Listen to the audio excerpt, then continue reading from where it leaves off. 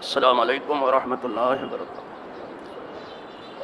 ان اللہ وملائکتہ یصلون علی النبی یا ایھا الذین آمنوا صلوا علیہ وسلموا تسلیما۔ اللہم صلی وسلم علی سیدنا محمد وآلہ وصحبہ وبارک وسلم۔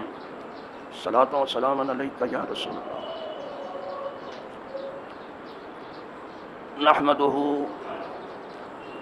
ونصلي ونسلم على رسوله الكريم، اما بعد فاعوذ بالله من الشيطان الرجيم، بسم الله الرحمن الرحيم۔ شهر رمضان الذي انزل فيه القرآن هدى للناس وبينات من الهدى والفرقان۔ صدق الله مولانا العظيم وبلغ رسوله النبي الأمين الكريم، ونحن على ذلك من الشاهدين والشاكرين، والحمد لله رب العالمين۔ برادران دینی و یقینی، قابل صد احترام حاضرین و ناظرین، موجودین و غائبین، خواتین و حضرات،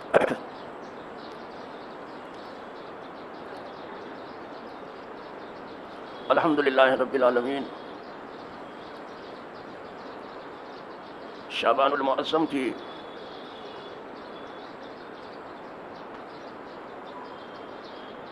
آخری تاریخوں سے ہم آپ گزر رہے ہیں،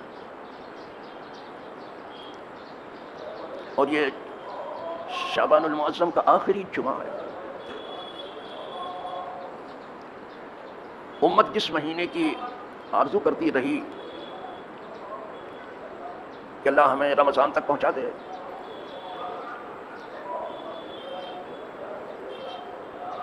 تو اللہ کا شکر ہے لوگ انشاءاللہ آج یا کل ماہ رمضان المبارک میں داخل ہو جائیں گے۔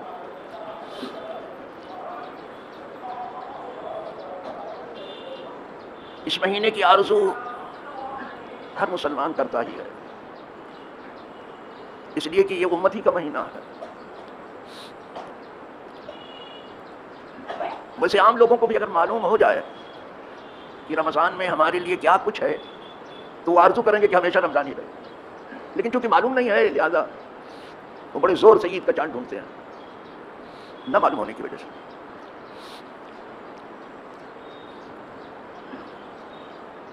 اس مبارک مہینے کے جب آخری دن تھے اور اس مہینے کی آخری تاریخیں تھیں، تو حضور صلی اللہ علیہ وسلم نے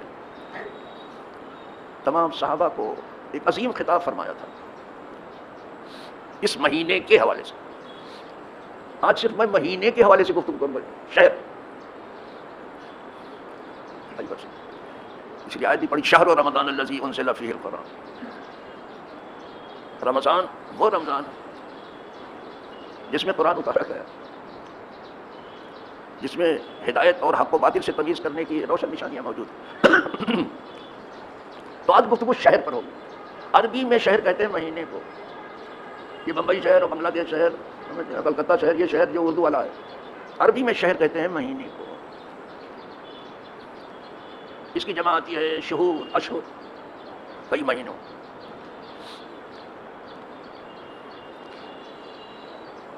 تو اس مہینے کے حوالے سے حضور نے یہ عظیم خطاب صحابہ کے سامنے کیا تھا۔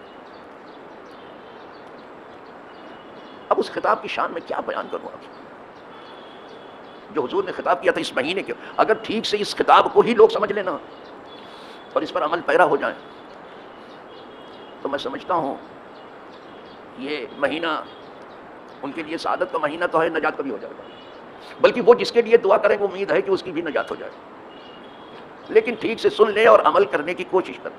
یہ نہیں کہ سن تو لیا اور کچھ سمجھ بھی لیا لیکن پھر دامن جھاڑ کے چل دیا، ایسا نہیں۔ اب حضور کے خطاب کے بعد مجھے نہیں لگتا کہ کوئی دوسرا ایسا خطاب کسی نے کبھی کیا ہوگا۔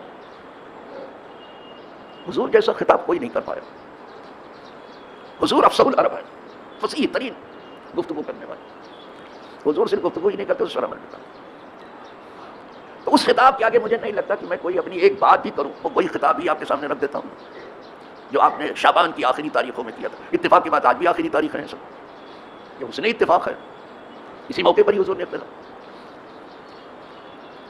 اعلیٰ حضرت عظیم البرکت امام اہل سنت فاضل بریلوی رحمۃ اللہ تعالیٰ علیہ حضور کے خطاب کے بارے میں فرماتے, پہلے سن لیجیے.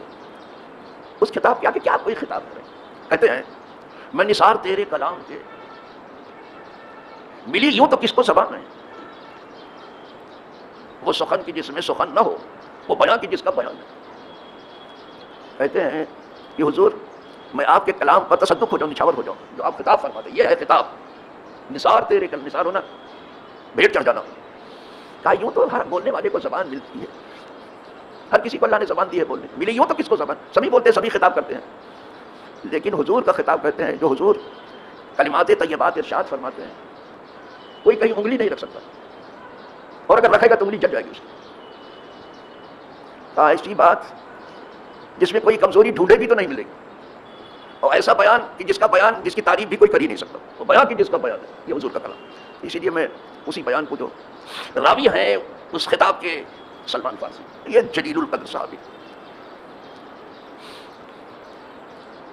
لوگ حاضر ہوتے ہیں ان کے مزار مقدس پر. سلمان فارسی بہت عظیم صحابی ہیں, اس کے راوی ہیں.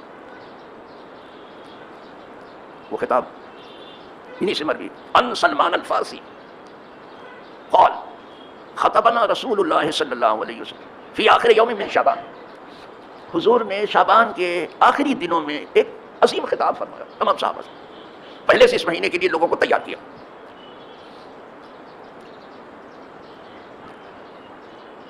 وہ آخری دن تھے شعبان کے جب آپ نے یہ خطاب. فقال, ارشاد فرما, یا ایھا الناس, اے لوگوں. دیکھو حضور کا زیادہ تر خطاب عام ہوتا ہے, اس لیے کہ وہ سب کے نبی بن کے آئے, سب کے رسول ہو کے آئے, تو وہ سب کو خطاب کرتے ہیں. وہ سب کے رسول ہیں, امت دعوت کے بھی رسول ہیں, امت اجابت کے بھی رسول ہیں. جنہوں نے آپ کی دعوت پر لبیک کہا ان کے بھی رسول ہیں, اور جنہوں نے نہیں کہا ان کے بھی رسول ہیں. اس لیے یا ایھا الناس سے خطاب کیا, یا ایھا الناس, اے لوگوں. یا ایھا الذین آمنوا نہیں کہا, اے لوگوں, سب عام خطاب.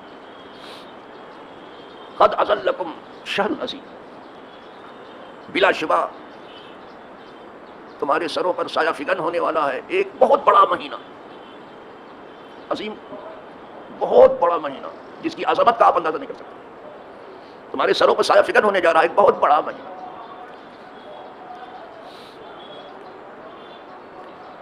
کبیر معنی بھی بڑا ہوتا ہے اور عظیم معنی بھی بڑا ہوتا ہے, لیکن عظیم میں مبالغہ زیادہ ہے. کبیر جو ہے وہ صغیر کی جمع ہے, اور عظیم حقیر کی جمع ہے. بہت بڑا مہینہ تم پر سایہ فگن ہو رہا ہے. قد اظلکم شہر مبارک, بڑا برکت والا مہینہ. پہلے تو اس کے تحت بہت بڑا مہینہ, رمضان بہت بڑا مہینہ ہے. آج صرف مہینے ہی کی گفتگو کروں گا. رمضان بہت بڑا مہینہ ہے, ایسا کہ آپ اس کی بڑائی کا اندازہ نہیں کر سکتے. ہاں بلا شبہ تم پہ سایہ فگن ہونے جا رہا ہے ایک بہت بڑا مہینہ. اللہ سب کو نصیب کرے. شہر مبارک, بڑا برکت والا, دوسرا وصف آیا, یہ بڑا برکت والا مہینہ. شہر یہ ایسا مہینہ ہے کہ اس میں ایک رات ہے. شہر فیہ لیلۃ خیر من الف شہر, اس مہینے میں ایک ایسی رات ہے جو 1000 مہینوں سے بہتر ہے. یہ نہیں کہ وہ 1000 مہینے کے برابر ہے, ایسا نہیں ہے, ہرگز نہیں. 1000 مہینوں سے بھی بہتر ہے. یہ نہیں کہ 1000 راتوں سے بہتر ہے, 1000 دنوں سے بہتر, نو نو نو, 1000 مہینوں سے بہتر ہے. کتنی بہتر ہے اللہ اور اس کا رسول جانتے ہیں. بتائیے, ایک رات ہے اس میں, اسی مہینے میں. یہ تو رمضان کی رات ہوئی جو 1000 مہینوں کے برابر نہیں ہے, اس سے بہتر ہے. رمضان کا دن کیسا ہوگا, اب آپ سمجھ لینا. خدا ہمیں ٹھیک سے سمجھنے کی, عمل کرنے کی توفیق.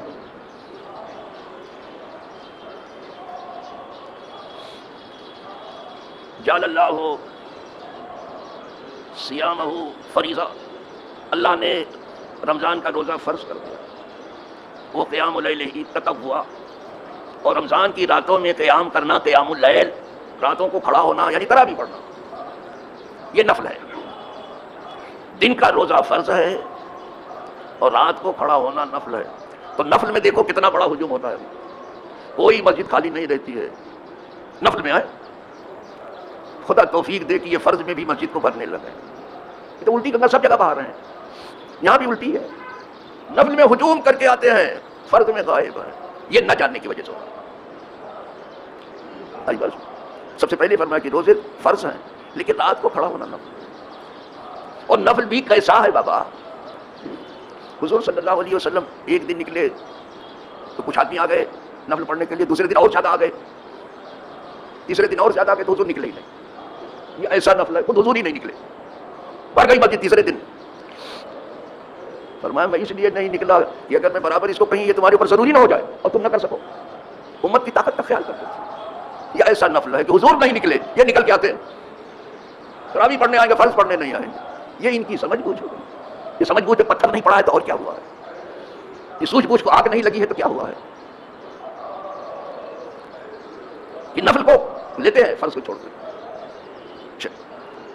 حضور بیان فرما رہے ہیں جعل اللہ، اللہ نے کیا ہے فرض کرنا. اللہ بتاؤ صیامہ فریضہ، اللہ نے اس کے روزے کو فرض کر دیا. وہ قیام اللیل ہی تطوع، اور اس میں رات کے کھڑے ہونے کو نفل کر دیا. اچھا، لیکن خوشخبری یہ ہے اس مہینے میں کہ جو نفل بھی کر رہا ہے، اس مہینے میں جو نفل کر رہا ہے وہ فرض کا درجہ لے لیتا ہے. اس مہینے میں جو نفل بھی کرتے، صرف نماز نہیں، جو نفل کر رہے ہیں آپ، نفل نیکی جتنی ہے سب، یہ نہ سمجھنا کہ صرف نمازی. نو نو. آگے فرمایا من تقرب فیہ بخصلۃ من الخیر، جس کسی نے اللہ سے نزدیکی چاہیے کوئی نیک کام کر کے، کوئی نیک کام اس مہینے میں، کانا کمن ادا فریضۃ فیما سوا، تو ایسا ہوا جیسے فرض ادا کیا. حالانکہ کر رہا ہے نفل یہ، لیکن اس مہینے میں جو کیا آپ نے نفل بھی کیا وہ فرض کا درجہ دے رہا ہے، وہ فرض جیسا. ومن ادا فریضۃ، اور جس نے فرض ادا کیا اس مہینے میں، کانا کمن ادا 70 فریضۃ فیما سوا، گویا اس نے 70 فرض ادا کیا. فرض 70 فرض کا درجہ لیتا ہے. دیکھا فرض یہاں بھی بڑا ہوا ہے، نفل تو ایک فرض کا درجہ لے رہا ہے، اور یہ بھی بہت بڑی چیز ہے. ارے فرض سلطانی قرض ہے، اس کو پیمنٹ کرنا ہی ہے، جان بچانے سے نہیں بچے گی. آئی بات سنا. تو نفل جو ہے وہ فرض کا درجہ، لیکن فرض 70 فرض کے برابر پہنچ جاتا ہے. کانا کمن ادا 70 فریضۃ فیما سوا. اور مہینوں میں جو آپ نے فرض ادا کیا وہ ایک ہی فرض ہوا، اس مہینے میں 70 کے برابر پہنچ گیا. اور زمانے میں عمرہ بھی کرو، عمرہ کرتے ہیں نا بیچارے، ہر مہینے میں کرتے رہتے ہیں، تو وہ سنت ادا ہوتی ہے، وہ مسنون ہے.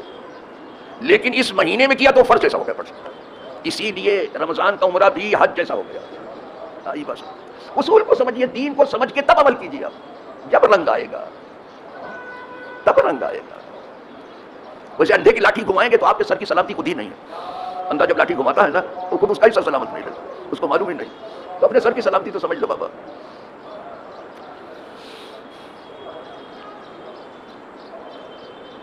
ان عمرۃ رمضان، بے شک عمرہ رمضان میں کیا ہے، تعدل حج، حج کے برابر ہے عمرہ جو آپ نے کیا. اسی لیے رمضان میں اس طرح خلق خدا بیت اللہ الحرام میں جمع ہوتی، لگتا ہے حج کرنے آئی، حج کے برابر ہو گیا.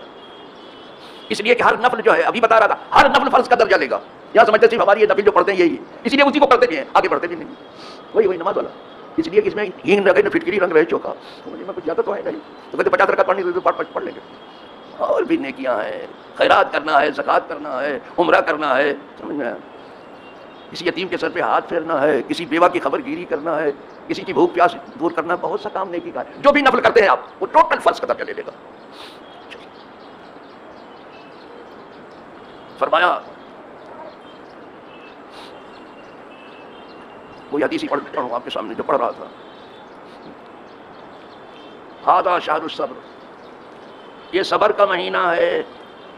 حضور کہہ رہے ہیں یہ مہینہ ہی صبر کا. گفتگو کہہ رہا ہوں کہ صرف آج مہینے کو بول رہا ہوں، صرف مہینہ، اس لیے بار بار مہینہ آ رہا ہے. یہ صبر کا مہینہ ہے، صبر کرو. ھذا شہر الصبر، یہ صبر کا مہینہ ہے. جتنا صبر آپ کریں گے، کاہے سے صبر کریں گے، وہ بھی بول دو، کھانے سے صبر کریں، بھوک لگی نہیں کھائیں گے کیونکہ روزہ ہے، پیاس لگی ہے صبر کریں گے نہیں پیئیں گے، اور کوئی جائز خواہش ہے نہیں پوری کریں گے، روزہ ہے، روزہ ہے، صبر کرو. یہ تو ہو گیا کھانے پینے اور جماع سے صبر. اور کاہے سے صبر کرتا؟ گناہ سے صبر کرو. اسی مہینے ہی میں سب حضور نے سکھا دیا تھا، کچھ چھوڑا ہی نہیں. اس کو بیان کہتے ہیں. ملی یوں تو کس کو زبان ہے. لوگ اپنی چلاتے ہیں، اپنی گفتگو کرتے ہیں، اپنی لنترانیاں شروع کرتے ہیں، اپنی لفاظیاں شروع کرتے ہیں، اپنی تک بندیاں شروع کرتے ہیں، اپنے لفظوں کے جادو منتر چھوڑتے ہیں. کوئی مطلب کی بات کچھ نہیں ہے. لہٰذا شہر الصبر، یہ صبر کا مہینہ. والصبر ثوابہ الجنہ، اور صبر کا ثواب کیا ہے یہ بھی سن لو. اب حضور بات کس قدر یعنی مسلسل گفتگو ہے لیکن کس قدر جو ہے ایک دوسرے سے جڑی ہوئی. فرمایا یہ جو صبر کا مہینہ، صبر کا ثواب کیا ہے بتاؤ کتنا ہے؟ 10 نیکی ملے گی کہ 100 نیکی ملے گی کہ 1000 ملے گی کہ لاکھ ملے گی کہ 10 لاکھ ملے گی، ارب ملے گی 10 ارب ملے گی، کرم ملے گی، کیا ملے گی؟ کچھ نہیں ہے. صبر ایک ایسی نیکی ہے کہ اس کا بدلہ سوائے جنت کی کچھ نہیں، سیدھے سیدھے جنت. یہ آیا ہی ہے جنت میں ڈالنے کے لیے. خدا کرے سب جنتی ہو جائیں، خدا کرے سب جنتی ہو جائیں. گناہوں سے مگر صبر سمجھ کر کے رکھنا بابا. یہ نہیں کہ ابھی بھائی میں روزے سے ہوں، بعد میں آنا تو جھوٹ بولیں گے آپ کے ساتھ. یہ سب نہیں بابا، یہ مت کرنا بابا کہ ابھی تو روزے سے ہوں. ھذا شہر الصبر، یہ صبر کا مہینہ ہے. وہ صبر ثوابہ الجنہ، اور صبر کیا ہے، اس کا ثواب کیا ہے؟ فرمایا اس کا ثواب جنت کے سوا کچھ نہیں. جنت میں جائے گا پورے صبر کے ساتھ. اس نے اگر روزہ رکھ لیا جائے گا جنت، اور ایسے دروازے سے جائے گا کہ کبھی بھوک پیاس لگے گی نہیں. باب الریان سے جائے گا وہ. ھذا شہر المواسات، یہ غمخواری کا مہینہ ہے. غمخواری کیا ہے؟ کھانا تو آپ کھاتے ہی ہیں، غم بھی کھاتے ہیں کیا؟ غمخواری کے معنی غم کھانا، بالکل کھاتے ہیں غم، اور غم اتنا کھاتے کہ کھانا بھی اتنا نہیں کھاتے، رات رات کو سوچتے رہ جاتے ہیں. تو اپنا غم تو سب کھاتے ہی ہیں. کوئی ایسا نہیں جو جس کو اپنا غم نہ ہو، اپنے گھر والوں کا غم نہ ہو. نہیں، پوری امت کا غم لے کے بیٹھو، پوری انسانیت کا غم لے کے بیٹھو. اگر آپ انسان ہو تو صرف اپنے تک نہیں کہ بس میرے یہ اتنے حدود اس میں نہیں آنا. نو نو نو نو نو. اس غمخواری کا میدان بہت وسیع ہے. سب کا غم کھاؤ. دنیا کا غم تو بہت کھا چکے، حالانکہ بالکل بیہودہ ہے. ساتھی صاحب کہتے ہیں غم دنیا مخور کی بےہودہ سے، بہت زیادہ دنیا کا غم مت کھاؤ. اسی میں سے پڑے ہیں، ایک جہاں پڑا ہوا اس میں. غم دنیا مخور، دنیا کا غم مت کھاؤ. بےہودہ، یہ بالکل بےہودہ ہے. یہ تو دعویٰ ہوا ان کا. پہلے منع کیا کہ مت کھاؤ، دنیا کا غم زیادہ مت کھاؤ. اس لیے کہ بےہودہ ہے، بالکل بے پرواہ ہے. یہ تو دعویٰ ہوا نا، دوسرے میں دلیل دے رہے ہیں. ہیچ کس در جہان آسودست، دنیا میں کوئی ایک آدمی بھی آسودہ نہیں ملے گا آپ کو، ایک آدمی بھی. یہ جگہ ہی آسودگی کی نہیں ہے. آسودگی کی جگہ جنت ہے. وہاں نہ بھوک ہے نہ پیاس ہے، کچھ نہیں ہے. نہ کمانا ہے نہ گھمانا ہے، نہ کچھ نہ کچھ. کارخانہ ہے، نور ہی نور ہے، سایہ ہی سایہ ہے. وہاں ہر خواہش کا آپ کی احترام. یہ آسودگی آپ کو کوئی دکھائی دیتا ہو کہ یہ آسودہ ہے؟ آسودہ آسودہ کچھ نہیں ہے. جس کو آپ آسودہ سمجھ رہے ہیں تنہائی میں ذرا اس سے پوچھ لو کہ آپ کے سینے میں کتنے داغ ہیں. اتنے داغ دکھائے گا کہ آپ اپنا غم بھول جاؤ گے. کوئی یہاں آسودہ نہیں. یہ ساتھی صاحب کہہ رہے ہیں، آگے فرماتے ہیں، اب مشورہ دے رہے ہیں، اب اصلاح کر رہے ہیں امت کی. آگے اب مشورہ دے رہے ہیں، کہتے ہیں غم دین کی خور غم دین است، غم دین خور کی غم غم دین است. اگر تمہیں غم کھانا ہی ہے تو دین کا غم کھاؤ، دنیا کا نہیں، دین کا غم کھاؤ.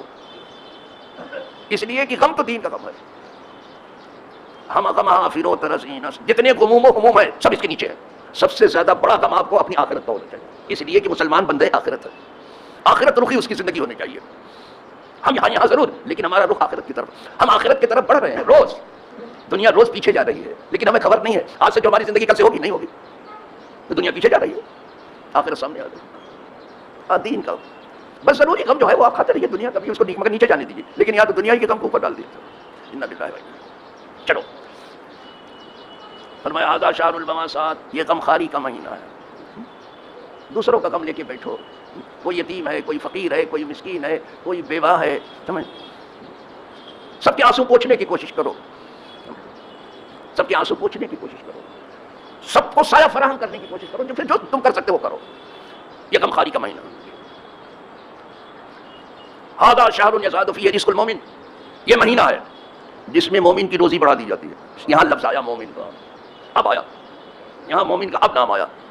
اس مہینے میں مومن کی روزی بڑھائی جاتی ہے. کسی بھی مومن سے پوچھ لو جو رمضان میں کھا پی لیتا کبھی نہیں کھاتا. کسی مومن سے پوچھ لو، یا ایسا مہینہ اس میں روزی مومن کی بڑھائی جاتی ہے. اس کا حساب کتاب بھی نہیں آئے کیوں بھائی، حساب کھاتے پیتے رہو. اب کتنے نام ہو گئے. جب حضور نے بات شروع کیا تو شہر عظیم سے شروع کیا تھا. یہ بہت بڑا، یہ شہر عظیم ہے، بہت بڑا مہینہ. ایک پھر کہا یہ شہر مبارک ہے، یہ بڑا برکت والا مہینہ ہے. وہی شہر مہینہ. یہاں آ کر کے فرمایا کہ یہ شہر صبر ہے، یہ شہر مواسات ہے. کتنے ہو گئے؟ 4 5. ابھی اور بھی آئے نا. اس مہینے کے نام بھی بہت ہیں اور کثرت اسماء فضیلت مسمى پر دلالت کرتے ہیں. جس کے نام کثرت سے ہوں گے اس میں فضیلت بھی زیادہ ہوگی. اب آپ بھی لکھتے ہو حضرت، مولانا، علامہ، حافظ، قاری، مفتی، اب یہ سب لگاتے چلے جا رہے ہیں. جہاں حافظ بھی آئے، قاری بھی آئے، مفتی بھی آئے، علامۃ الطاہر بھی آئے، سب کچھ ہے. تو جتنا نام لیں گے نا سب کے پیچھے معنی ہے. تو جب نام جس کے زیادہ ہوتے ہیں اس کی فضیلت بھی زیادہ. اس مہینے کے نام بھی بہت ہیں. اب حضور نے ارشاد فرمایا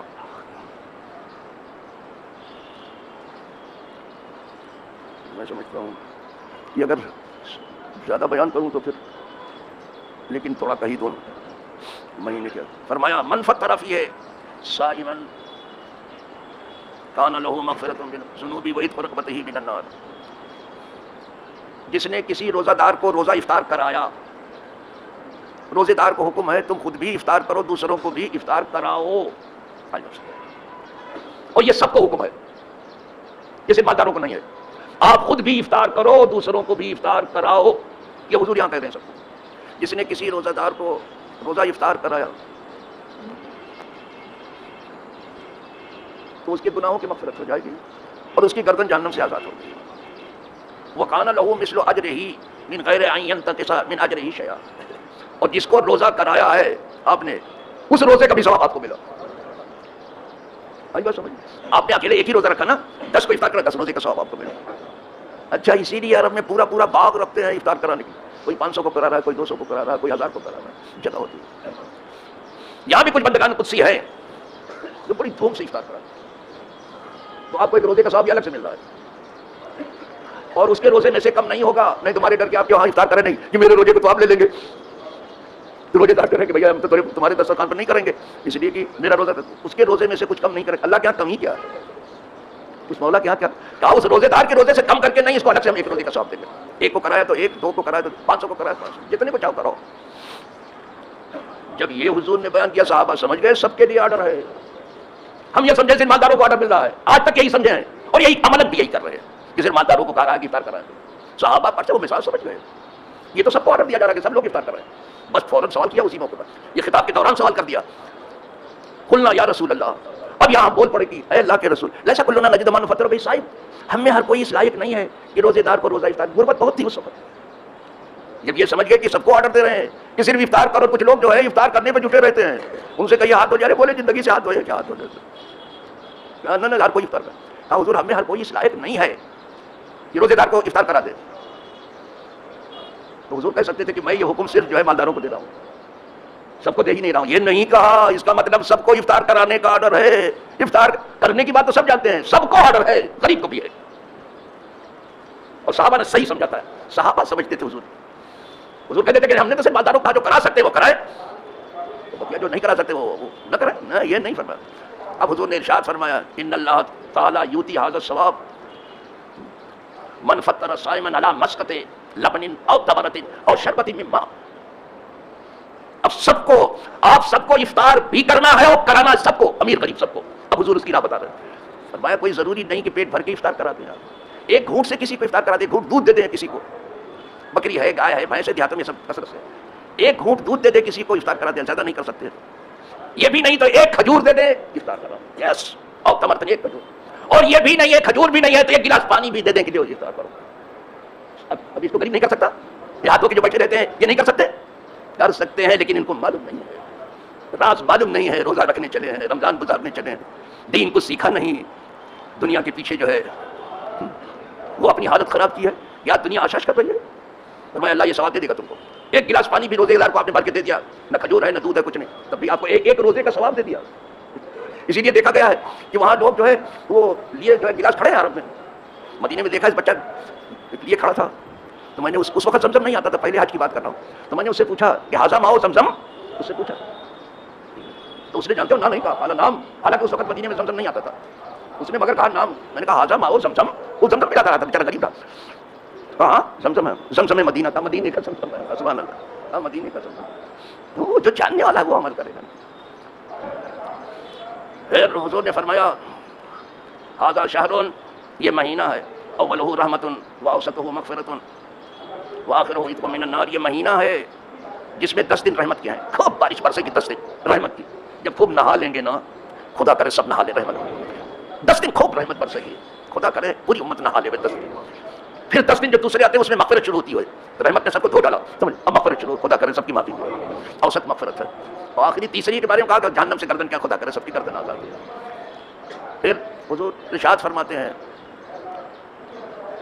کہ جس نے اپنے یہاں کام کرنے والوں کا کام رمضان میں ہلکا کر دیا، بیچارے نوکر چاکر ہوتے ہیں ان کو کام کرنا رہتا ہے، تو رمضان دیکھ کر کے کہ یہ روزے سے ہے تو اپنے جو ہے غلام سے یا اپنے نوکر سے کام ہلکا کر دیا، اس کے بارے میں حضور فرماتے ہیں من خفف عن مملوکہ، جس نے کام ہلکا کر دیا تو اس کے لیے قدرت جو ہے